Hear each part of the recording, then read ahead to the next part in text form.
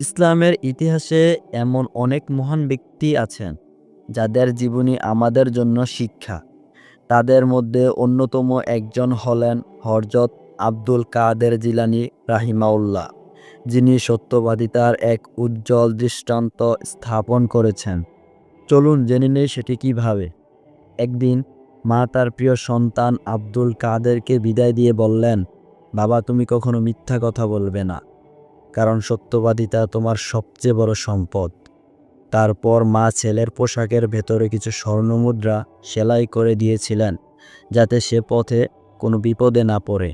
কিছু দূর যেতেই পথে ডাকাতের একটি দল কাফেলাকে আক্রমণ করল। একজন ডাকাত তরুণ আব্দুল কাদেরের কাছে এসে জিজ্ঞেস করল, তোমার কাছে কি আছে? তিনি একটু দেরি না করে বললেন, হ্যাঁ, আমার জামার ভেতরে কিছু স্বর্ণমুদ্রা আছে। ডাকাতরা প্রথমে ভাবল হয়তো ছেলেটি মজা করছে, কিন্তু যখন তারা জামার ভেতরের স্বর্ণমুদ্রাগুলি পেল, তখন অবাক হয়ে বলল, তুমি কেন আমাদের সত্য কথা বললে?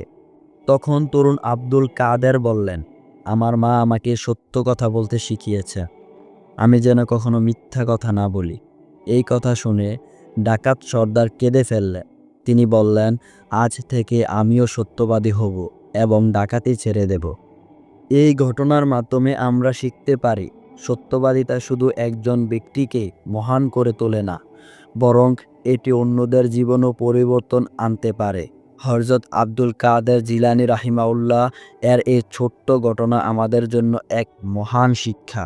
বন্ধুরা, যদি এই গল্প আপনাকে অনুপ্রাণিত করে, তাহলে অবশ্যই আমাদের চ্যানেলে সাবস্ক্রাইব করুন এবং ভিডিওটি শেয়ার করুন, যেন আরও মানুষ সত্যবাদিতার শিক্ষা নিতে পারে।